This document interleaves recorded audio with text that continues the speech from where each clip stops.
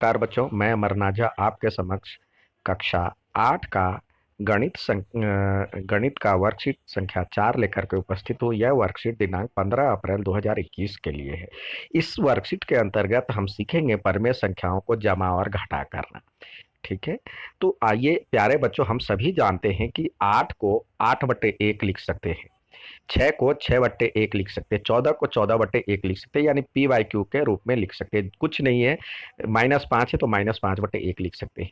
तो 8 और 6 को जोड़ना आसान है, तो क्योंकि 8/1 और 6/1 दोनों का ये ऊपर वाले को अंश कहते हैं, ऊपर वाले को अंश कहते हैं और नीचे वाले को हर कहते हैं। तो हर यदि एक जैसा हो तो कॉमन आ जाता है और ऊपर वाले प्लस कर देते हैं। इसी तरह घटा भी करते हैं, तो 8/1 और 6/1 लिख दिए, तो ये दोनों में एक जैसा है, तो 8 में से 6 गया तो 2 समान होते हैं। तो इसी प्रकार हमने देखा जो कि इसमें जमा और घटा करने पे ये उत्तर आया, 14/1 और 14/।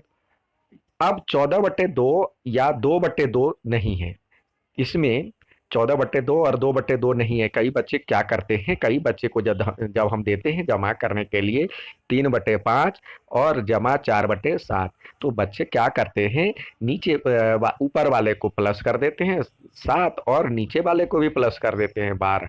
ये कह रहा है, ये गलत है।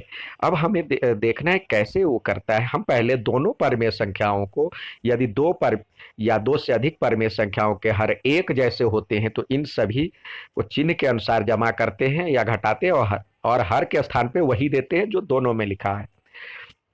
यानी जब हम ध्यान देंगे, देखिए अब यहाँ पे अंश और हर 3/7 है और 4/7, तो हम इसको जमा करते हैं तो देखेंगे दोनों के हर में एक जैसा है, तो हम क्या करेंगे, ऊपर वाले को प्लस करेंगे 3 और 4, और नीचे वही देंगे जो नीचे है, दोनों में है वही चीज देंगे। तो 7/7 आ गया। या घटा होता तो दोनों में से घटाते, नीचे एक जैसा होना चाहिए। ठीक है, अब उसी के लिए ये दिया हुआ, शीला ने अपने जन्मदिन पर 1/8 केक और पापा को 2/8 केक दिए। मम्मी को 1/8 केक और पापा को 2/8 केक दिए। अब ये पूरा केक था, उसके 8वें हिस्से और इसके 2 हिस्से को काटा। अब तीनों मिला करके यदि दोनों को इकट्ठा किया तो 3 केक बन रहा है, 3 हिस्सा बन रहा है। कुल हिस्सा 8 था, तो इसमें से 3 हिस्सा इनको मिला, यानी 1/8 2/8 तो बराबर में 3/8। इसी तरह यदि घटाते हैं तो देखिए, अब शीला के पास कितना केक बच गया। शीला अब 8 हिस्सा करी थी, 8 हिस्से में से 3 हिस्सा निकल गया, तो 5 हिस्सा, ये 3 हिस्सा निकल गया तो ये वाला भरा हुआ हिस्सा बचा, तो जिसको हम 5/8 कहते हैं। ये 8/8 था, एक मतलब एक 8/8, इसमें से 3/8 निकल गया, तो 8 में से 3 चला गया, और ये 8 सब में नीचे हर एक जैसा है तो हर एक जैसा लिख दिया। अब दूसरा देखते हैं, रीता ने चॉकलेट खरीदी, उसके पास 10 टुकड़े थे। रीता ने श्याम को 2 टुकड़े दिए और मीना। क्वेश्चन में देखते हैं श्याम और रीता के पास कुल कितना भाग चॉकलेट है। तो देखते हैं, 2 हिस्सा तो इसके पास था, कुल 10 हिस्से थे, चॉकलेट के 10 हिस्से किए, उसमें से 2 हिस्सा उसके पास है, श्याम के पास। मीना के पास 3 हिस्सा है। तो चॉकलेट का कुल 10 हिस्सा था, तो 10 हिस्से में से अब इसमें कितना भरेंगे, 10 हिस्सा हम इसमें भी कर लिए, और 2 इसके कॉलम भरेंगे, 2 और 3 कॉलम इसके भरेंगे, 1 2 3, तो कुल कितने हो जाएंगे, 5। तो 5/10।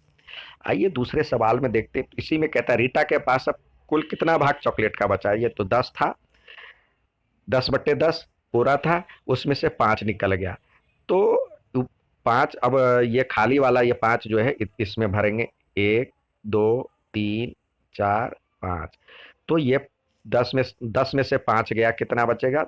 नीचे तो सब में 10-10 हिस्से किए तो 10 ही लिखेंगे, और 10 में से 5 गया तो 5/10। आइए इसी तरह यहाँ पे देखते हैं, कह रहा है ये वास्तव में बहुत आसान है, नीचे दिए गए प्रश्नों को हल करते हैं।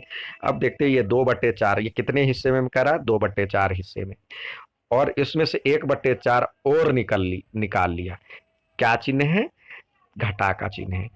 तो 2/4 में से 1/4 और निकल गया, तो 1/4 और निकल गया तो कितना बचेगा?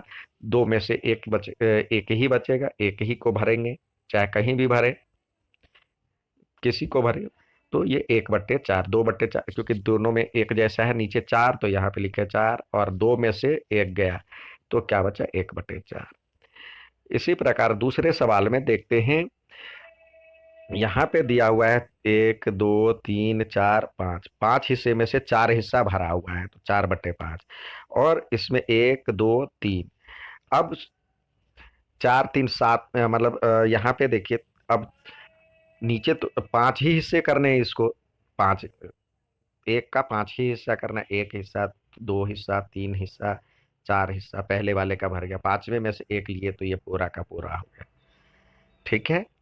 अब इधर क्या अभी भी दो और बचा हुआ है, तो दो अगले में लेंगे हम, तो ये 1 और 2, क्योंकि अब यदि हम करते हैं, जोड़ते हैं, तो ये बचता है 4, नीचे में तो दोनों में 5 आ जाएगा, 5, और 4 और 3, 7, 7/5, तो नीचे वाले से एक का तो 5 ही हिस्सा करना था, तो एक का पूरा 5 हिस्सा हमने कर लिया। उसके अलावा भी दो बच रहा है, क्योंकि ये 7, 5 + 2 होता है, तो दो अगले में लिए, तो ये 7/5 लिखे, या डिवाइड करेंगे तो 1 पूर्णांक 7, 2/5 बचता है, एक पूरा सही बच जाता है, और दो एक्स्ट्रा बचा तो 2/5 हम लिखते हैं।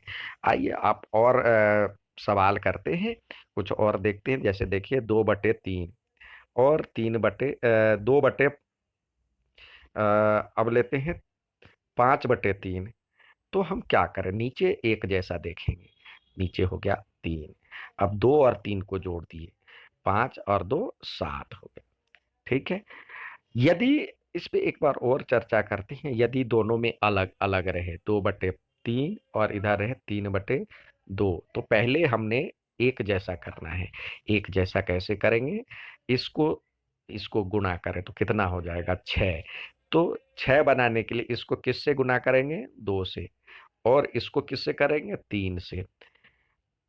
अब जिससे हमने इसको किया है उसी से ऊपर भी करेंगे, 2 और ये 3। अब इसको प्लस करना है तो क्या हो जाएगा? अब 4/6, और ये 9/6, दोनों में एक जैसा हो गया, इसका तो हम जानते हैं। 6 नीचे में, 9 और 6, 9 और 4, 13/6, इस तरह लिखेंगे। अच्छा लगे तो लाइक और सब्सक्राइब जरूर कीजिएगा। धन्यवाद।